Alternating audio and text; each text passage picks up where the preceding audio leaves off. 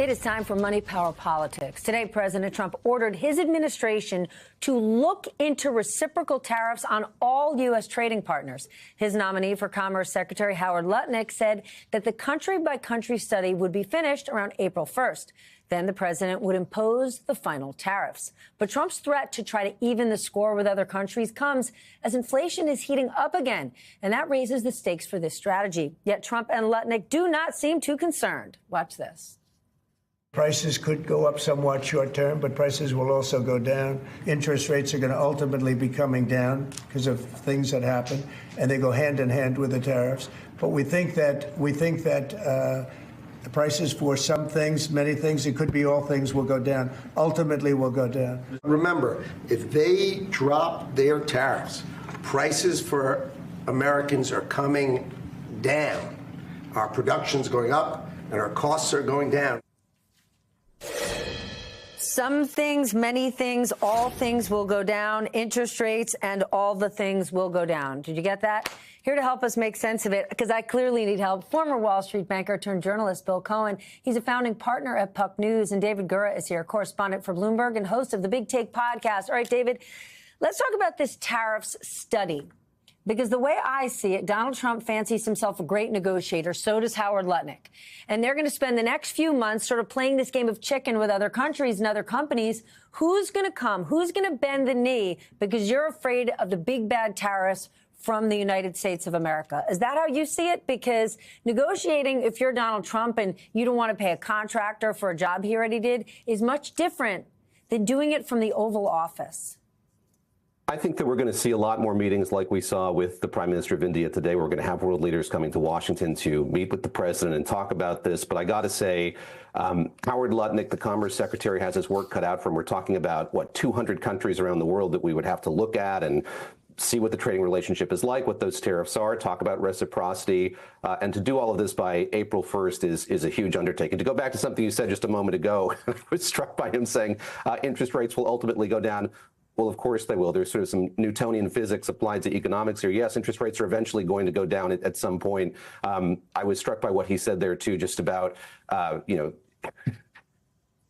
are things that's definitely going to happen at some point. I've just noticed him, too, talking about, this is going to have an effect on consumers. He's allowing that to enter the discourse, allowing himself to talk to people about that now that prices are going to have to go up and there are going to be some inflationary aspects to these tariffs eventually. Listen, we saw that meeting with Modi today, Bill, and a lot of people in the business community and the administration would say it was great. They didn't create an exemption for India, and Modi came ready to play. Yeah, well, I noticed that, Donald, he also met with Elon Musk, and Donald Trump did not know why Elon was meeting with Narendra Modi. He said that Elon was going to come by the Oval Office a little later, and he was going to ask him why he was meeting with the Prime Minister of India, that they've known each other for a while. He's got business interests there. I think we got a lot of freelancing going on here, Steph, and, it's fascinating to watch, but I don't know where any of this leads.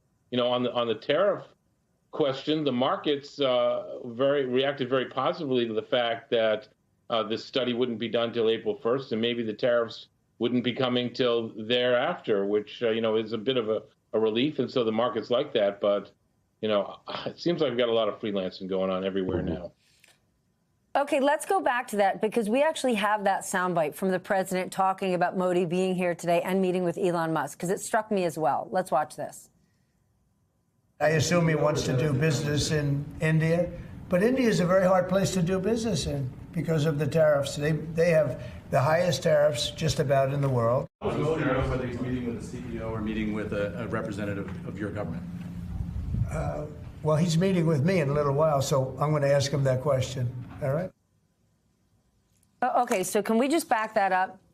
Elon Musk met with the leader of India, and the president just basically said he didn't know if he was meeting with him as a representative of the United States or as a business person. OK, that does not happen in first world countries.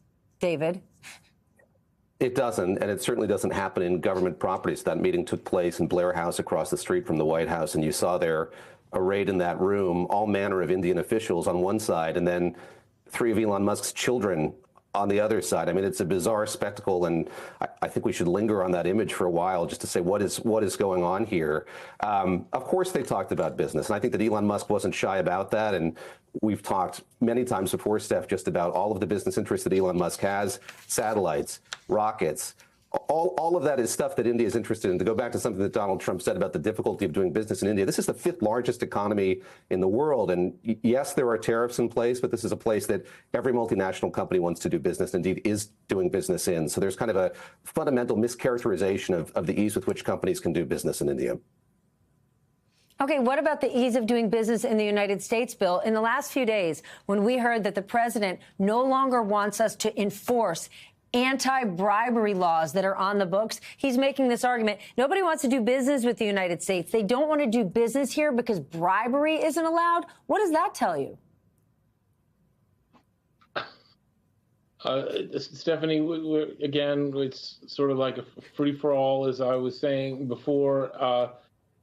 You know, on the one hand, you know, the regulations are coming off. On the one hand, you know, we've got all these people who are rolling back all the horrible things that were done, the quote-unquote horrible things that were done in the Biden administration, and it's supposed to be a free-for-all. You can do what you want, but you know, it's actually not happening. And you know, what I find so interesting is, like, you know, all the people where I used to work on Wall Street were all gearing up for 2025 to be a big year in investment banking and in M&A and deals, and it just, you know, we're 6 weeks in and it really hasn't happened yet. And I don't feel that it is going to happen because, you know, you've got one of the first things that the Trump Justice Department did was try to block a deal with, you know, Juniper Networks. And, you know, why would you do that if it's going to be, you know, a great banner year in deals? And I'm not sure what kind of message is being sent here by the Trump administration.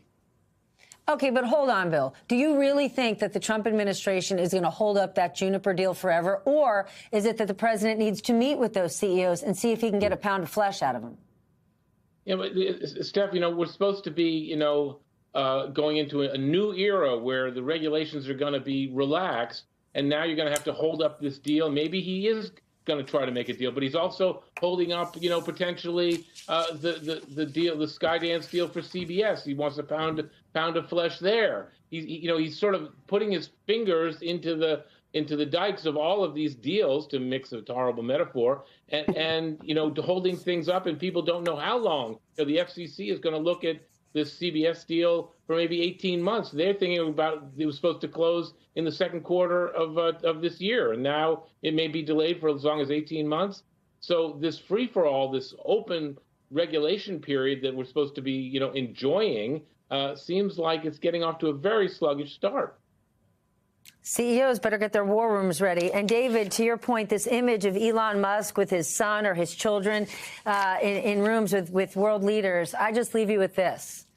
Imagine if that was a woman business executive. Imagine if that was a woman leader in government, have a meeting in the Oval Office or with a world leader, and she had her children there.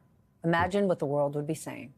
All right. But before we go, we actually have a breaking update on the state of U.S. foreign aid. A federal judge just ordered that the administration must temporarily resume distributing what was in place before Trump took office. It comes after nonprofits working on international aid projects filed lawsuit asking the judge to block the president's executive order implementing a blanket pause on U.S. foreign aid.